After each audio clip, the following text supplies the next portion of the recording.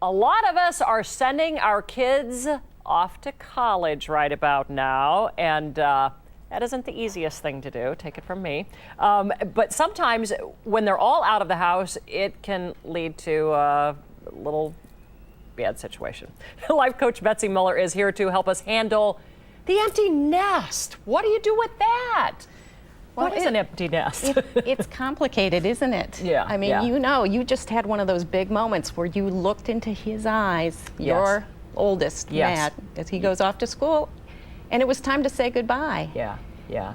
And coming out of that story about Ron, where, you know, because we had this big discussion on Facebook, you know, I felt like I was sending him off to Afghanistan. Right. You know, I mean, the way I acted. But in reality, he's going off to college. You know, he's not dying. He's not, you know, going overseas.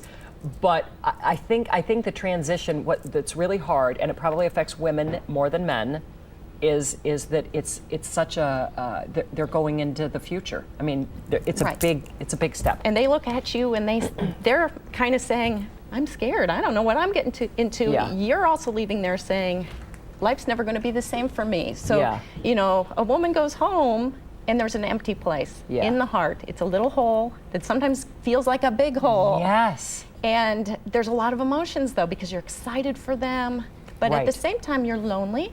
Yeah. Your routines change in a big way. And does it change? Because I just sent one off, but I have two at home still, you know, who are fighting and leaving dirty clothes. And so everything's pretty much the same. Right. But when they're all gone? When they're all gone, it's the energy changes. I'm an energy coach, you know, and I'm very sensitive to the energies around me and how they help me and how they might bring me down. You know, there's a peaceful feeling. You trip over your dog all the time because the dog doesn't have anybody else to follow around. But it's quiet. The dog could have kittens. Oh, we have three that are looking for homes. I have a cat too. Just one? Just one. I have a bird too. We have a whole menagerie. But anyway, you know, so what do I suggest? Can I just tell you that I bought little toys for the kittens, and my youngest son said, "Mom, I see you're transferring your sadness over to the animals." Right. I'm like, what are you, a counselor? But it's true. We all need somebody to be connected to care for. You know, we're looking for some love to fill that hole in our heart. And so that could be a natural thing. Maybe you should keep those kittens. Okay. No, because that's no. Yeah. Okay. It as a couple transitions to empty nest, it also affects their marriage. It gets better, right? In my case, yes. And I would say we did a lot of the right things. But, you know, I caution every woman going through this phase because you suddenly have more time on your hands and you might not have been having good communication with this guy. Actually, the statistics are that you're 16% more likely to get divorced during this time than any other time during your marriage. So it's a great time to start dating again.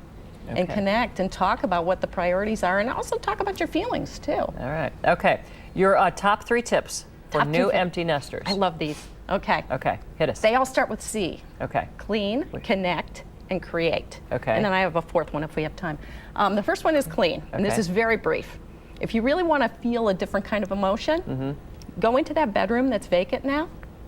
I know you collect dust bunnies in the rest of your house, but look under the bed or look in the closet. I mean, I found a bunch of disgusting, dirty towels in my daughter's closet after she went to college. Okay. And then you don't miss them anymore. And I found some things growing in cups under the bed, and I'm like, you know, so you get to feel anger, which is better than grief. It's kind of up very the hill. Good. That's very good. And then don't clean very long. Get out there and connect. You know, it's time for you to develop relationships with big people, other people than your kids. You still have the 2, so you can focus on them.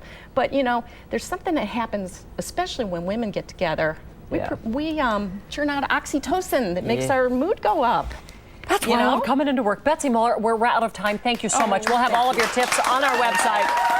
And we'll have more in a moment. Don't go away.